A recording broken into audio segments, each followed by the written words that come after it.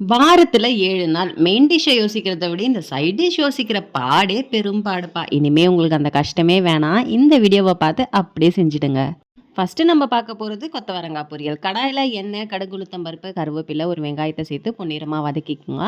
Cut பண்ணி வச்சிருக்க கொத்தவரங்கா சேர்த்துக்கலாம். தேவையான அளவு உப்பு சேர்த்து நல்லா மிக்ஸ் பண்ணி விட்டுக்கோங்க. காய் வந்து ரொம்ப சீக்கிரமா வெந்து வராது. ஏன்னா அதோட தோல் ரொம்ப ஹார்டா இருக்கும். அதனால 1 டம்ளர் போல தண்ணி விட்டு காய வேக வச்சுக்கலாம். அதுக்குள்ள காய்க்கு தேவையான அரைப்பு அரைச்சிட்டு வந்துடலாம்.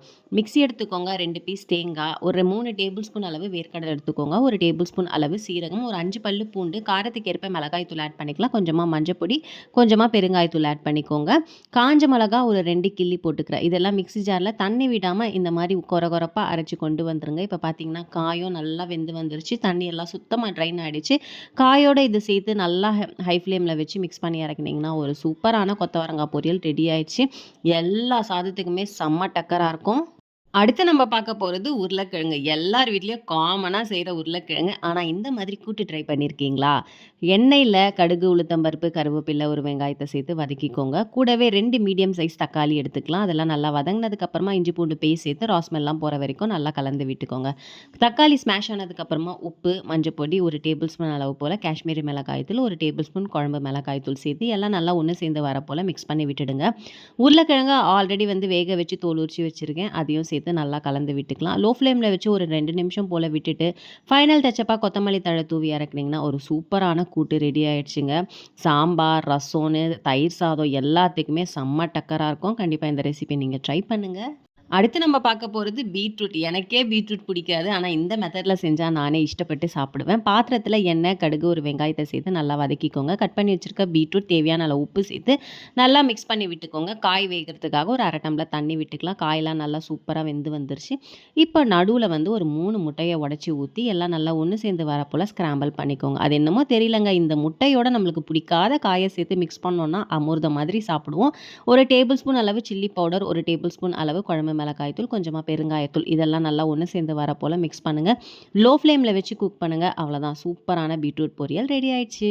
பொரியல் செய்யலாமா அப்படின்னு நினைச்சாலே நம்மளுக்கெல்லாம் ஃபர்ஸ்ட் மைண்ட்ல வர்றது இந்த கேரட் பீன்ஸ் பொரியல் தான். செஞ்சிடலாமா? கடாயில எண்ணெய், கடுகு, கருவேப்பிலை ஆட் பண்ணிக்கோங்க. தட்டி வச்சிருக்க பூண்டு 4, வெங்காயம் 1 சேர்த்து நல்லா வதக்கி எடுத்துக்கோங்க. கூடவே பச்சை மிளகாய் காரத்துக்கு ஏற்ப சேர்த்து மிக்ஸ் பண்ணி விட்டுக்கலாம். அரை தக்காளி மட்டும் சேர்த்து கலந்து விட்டுக்கோங்க. கட் பண்ணி வச்சிருக்க கேரட் பீன்ஸ் சேர்த்துட்டு தேவையான அளவு உப்பையும் சேர்த்துட்டு நல்லா மிக்ஸ் பண்ணி விட்டுடுங்க. காய் வேகறதுக்காக ஒரு 1/2 டம்ளர் அளவு தண்ணி விட்டுக்கோங்க. காய் நல்லா வெந்து தண்ணி எல்லாம் சுத்தமா ட்ரைன் ஆகி வந்துருச்சு பாருங்க. இப்போ கொஞ்சமா மஞ்சள் பொடி, ஒரு 1/2 டேபிள் ஸ்பூன் அளவு மிளகாய் தூள், 1/2 டேபிள் ஸ்பூன் அளவு மல்லித்தூள், கொஞ்சமா பெருங்காயத்தூள் சேர்த்துட்டு எல்லாம் நல்லா ஒண்ணு சேர்ந்து வர போல மிக்ஸ் பண்ணிக்கோங்க. இன்னொரு விஷயம், கேஸை லோ ஃப்ளேம்ல வச்சுக்கோங்க. கடைசியா திருவின தேங்காய் சேர்த்து நல்லா மிக்ஸ் பண்ணி இறக்குனீங்கன்னா ஒரு சூப்பரான பொரியல் ரெடி ஆயிடுச்சு. எந்த சாதத்துக்கு வச்சு சாப்பிட்டாலுமே அவ்வளோ டேஸ்டியா இருப்பாருங்க. கண்டிப்பா ட்ரை பண்ணி பாருங்க. எல்லா பொரியலும் ஈஸியா செய்ற நமக்கு, இந்த வெண்டைக்காய் பொரியல் செய்யறதுக்கு மட்டும் கொஞ்சம் கஷ்டமா இருக்கும். ஏன்னா, அதோட வழுவழுப்பு தன்மை எப்படி செய்றதுன்னு பார்த்துடலாமா? எண்ணெயில கடுகு, உளுத்தம் பருப்பு கட் பண்ணி வச்சிருக்கேன். வெண்டைக்காய சேர்த்து நல்லா மிக்ஸ் பண்ணி விட்டுங்க. குறைஞ்சபட்சம் ஒரு 4லிருந்து 5 நிமிஷம் ஆகுங்க. வழுவழுப்பு தன்மைலாம் போனதுக்கப்புறமா உப்பு, மிளகாய் தூள், கொஞ்சமா குழம்பு மிளகாய் தூளும் சேர்த்து எல்லாம் நல்லா ஒண்ணு சேர்ந்து வரப்போல மிக்ஸ் பண்ணி விட்டுடுங்க. அதுக்குள்ள தேவையான அரைப்பு அரைச்சிடலாம். ஒரு 2 டேபிள் ஸ்பூன் அளவு போல வேர்க்கடலை, 5 பல்லு பூண்டு, காரத்துக்கு காஞ்ச மிளகாய் நல்லா பவுடரா அரைச்சுக்கோங்க. ரொம்ப பவுடரா அரைக்க வேண்டாம். ஒண்ணும் பாதியமா கடிப்பட்டா வாயில நல்லா தான் இருக்கும். வெண்டைக்காயில சேர்த்து மிக்ஸ் பண்ணி இறக்குனீங்கன்னா சூப்பரான பொரியல் ரெடி. அடுத்து நம்ம பார்க்க போறது ஒரு சூப்பரான கூட்டுங்க. சொரக்காயில இந்த மாதிரி ஒரு கூட்டு செஞ்சீங்கன்னா தாறுமாறா இருக்கும். எப்படி செய்யுதுன்னு பார்த்துடலாமா? 1 கப் சிறுபருப்பை ஒரு 10 நிமிஷம் ஊற வச்சு குக்கர்ல ஆட் பண்ணிக்கோங்க. 2 பச்சை மிளகாய், 1 வெங்காயம், 1 தக்காளி, கட் பண்ணி வச்சிருக்க சொரக்காய் ஆட் பண்ணிக்கோங்க. கொஞ்சமா மஞ்சள் பொடி, கொஞ்சமா பெருங்காயத்தூள் இதெல்லாம் முழுகிற அளவுக்கு தண்ணி விட்டு குக்கர்ல ஒரே ஒரு விசில் மட்டும் விட்டு இறக்கிடுங்க. சூப்பரா வெந்து வந்துருச்சு பாருங்க. அவ்வளோதான் ரெடி. அதுக்குள்ள தேவையான அரைப்பு அரைச்சிடலாம்.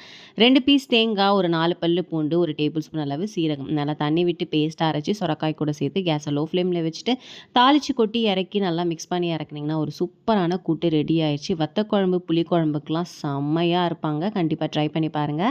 ஃபைனலாக நம்ம பார்க்க போகிறது ஒரு கத்திரிக்காய் வறுவல். சைட் டிஷ்ஷாக வச்சு சாப்பிட்டாலும் ஓகே, இல்லை சாதத்தில் இந்த மாதிரி பிசைஞ்சு சாப்பிட்டாலும் ஓகே. செம்ம டேஸ்டியாக இருப்பாங்க. எப்படி செய்யுதுன்னு பார்த்துடலாமா? கடாயில் எண்ணெய், கடுகு, கருவேப்பிலை, ஒரு வெங்காயத்தை சேர்த்து பொன்னிறமாக வதக்கி எடுத்துக்கோங்க. கட் பண்ணி வச்சுருக்க கத்திரிக்காய் சேர்த்து நல்லா மிக்ஸ் பண்ணி எடுத்துக்கோங்க.